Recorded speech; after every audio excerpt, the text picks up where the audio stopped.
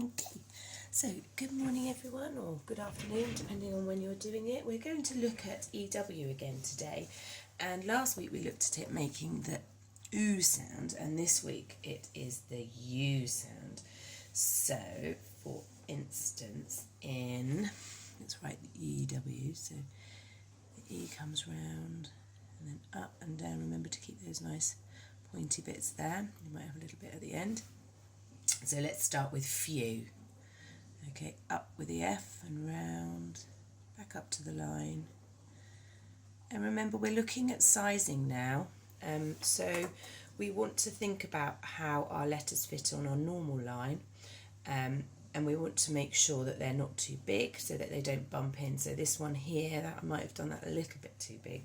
So it might bump into the word I'm going to write underneath.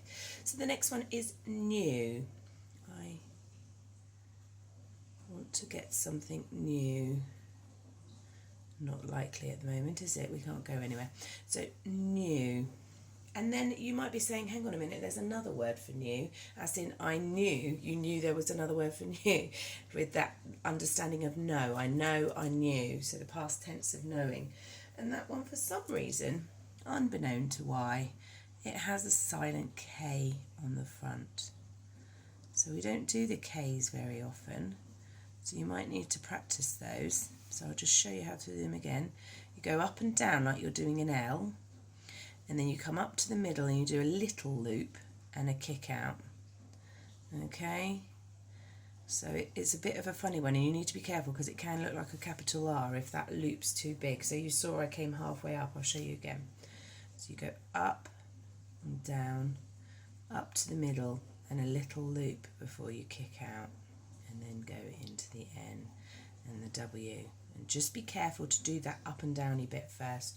Lots of you think you don't need to bother, but if I do an N without an uppy downy, what can that look like? It can look like a join. So it's that idea that you go up and down and then over. It really creates that definition that I am an N, not a join. So be really careful with that.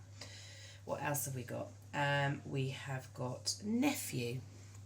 That's applying a nice little bit of our learning from last week. So n, e, f. You hear the F sound, the F sound, but it's p. N, F, and then E-W on the end. U, nephew, not nephew. I haven't got a nephew, I've got a nephew. Right, and then a name that has it in. So capital letter for name, proper noun. Matthew, M-A-T-T-H-E-W.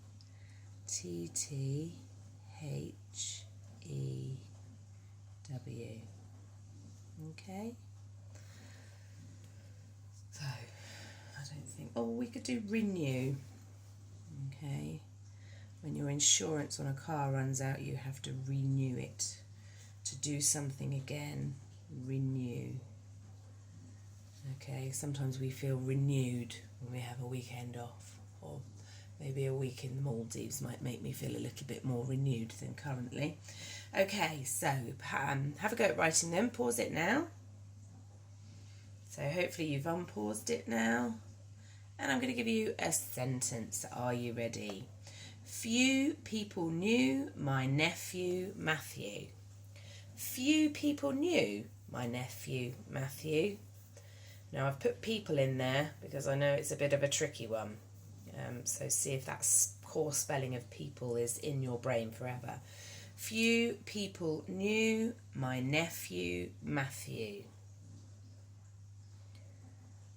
So pause it, unpaused, and let's have a go at writing. Few, capital letters, start of my sentence. Into the EW. Few people. So P-O-P-L, sometimes people remember it. P-E-O-P-L-E,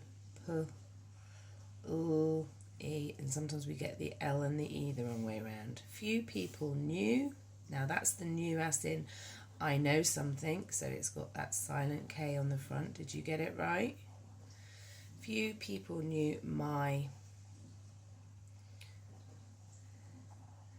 Oh, that was a bit of a long loop, wasn't it? Nephew.